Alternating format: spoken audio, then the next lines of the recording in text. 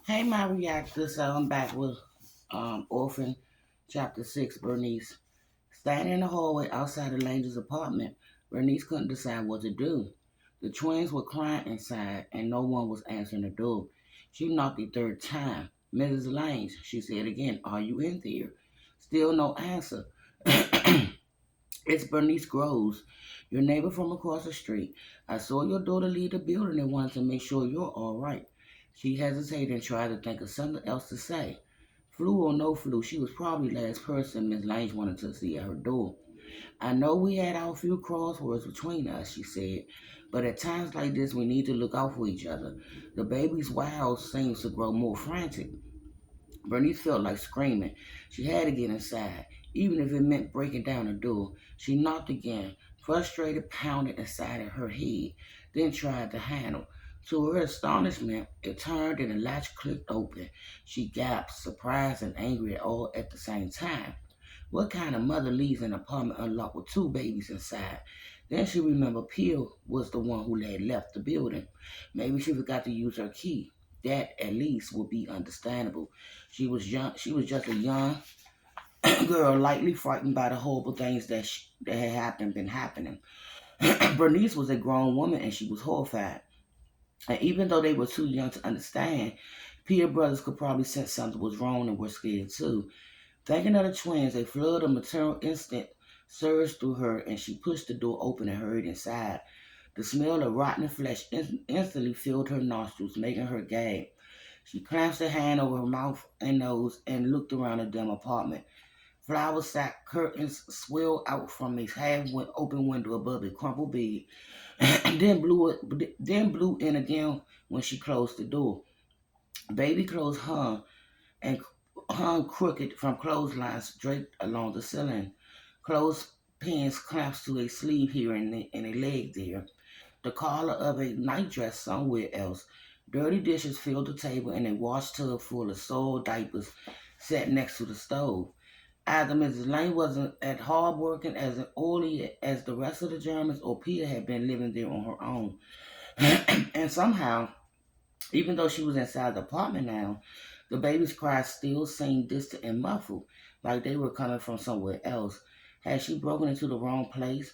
She held her breath and listened, unable to tell now if it was one baby or two. Maybe it was the neighbor's baby and she imagined the entire thing.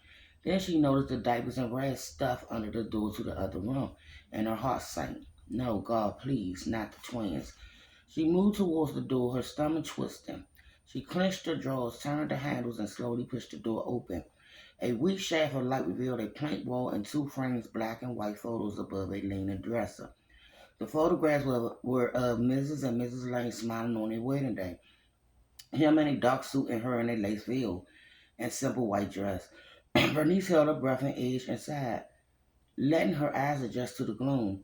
What was left of Mrs. Lane laid on the bed, a gray blanket pulled up to her chin, a blood-splattered pillow beneath her head. Flies and maggots crawled on her eyes and in her nostrils. Bernice gasped and looked away, then forced herself to look again to see if the twins lay beside her.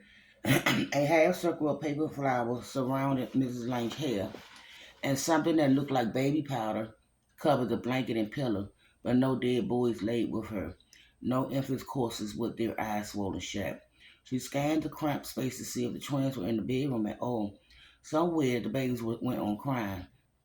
The idea that she was hearing things crossed her mind, and she considered for a brief moment that she had gone insane. Her headache pounded with every beat of her heart, as if there was a sledgehammer inside her brain. She glanced at Mrs. Lange again.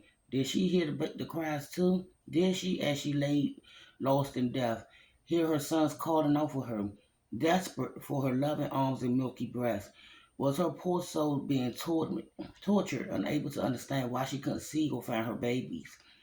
Maybe her ghost was in this room feeling helpless and confused and lost, searching frantically for her babies. Bernice swayed on watery legs. She knew exactly how Mrs. Lane felt, but for the first time she was grateful Wallace had left this earth before her. If she had died first, there would have been no one to look after him, no one to love him like she did, and he might have starved in the room all alone. Then she had another thought. Maybe the twins really were dead and she was hearing their ghosts. Or maybe the agony of losing Wallace has driven her over the edge. She shook her head. No, the cries was real. She was certain of it. If the boys had passed, they would have been in this room, in bed with their mother. She squinted at the mattress again, studying the blanket. It lay flat on both sides of Miss Lange's corpse. Nothing moved beneath it. She went to open the closet, her hand over her mouth and nose, and reached blindly between worn sweaters, dresses, trousers, and a ratty jacket. She knelt to search the bottom of the closet. A pair of woman boots sat on the floor, and two hat boxes leaned against the back wall. Finding nothing there, she peered under the bed frame. No babies lay crying and squirming beneath the mattress. No hungry boys in diapers and cotton bonnets gazed back with frightened eyes. Still on her knees, she looked under the dresser, under the washstand, under the legs of the chair. Then she saw it. A small, squat door between the bed and the closet. The door was the same dark color as the walls, except for the small, round doorknob and latch, which were painted red.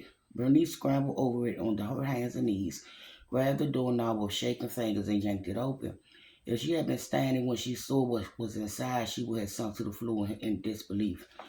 One of the twins lay on top of the blanket and pillow, hollering and kicking and shaking his tiny feet.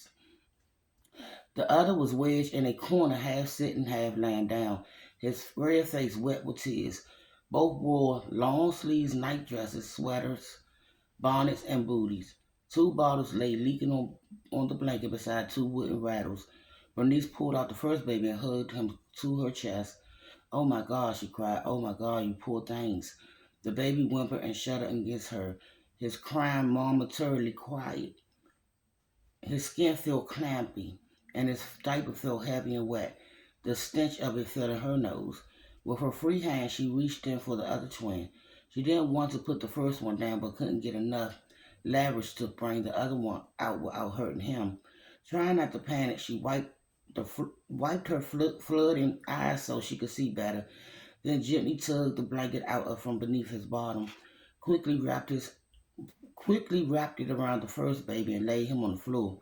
As soon as she reached in with both hands for the second twin, the first one started hollering again.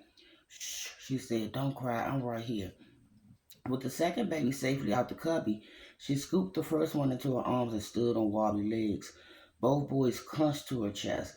They whimpered and cried, exhausted and trembling, while she quaked with rage, unable to grasp how Pia could do such a horrible thing, and to her own brothers no less. She knew people had abandoned sick family members during the epidemic because they didn't know what else to do. But other than being hungry and dirty and scared, the twins looked fairly healthy, considering what they endured. Leaving them alone was unforgivable. Apparently, what everyone said about Germans being heartless was true. She bounced the boys gently up and down, holding them close to her chest.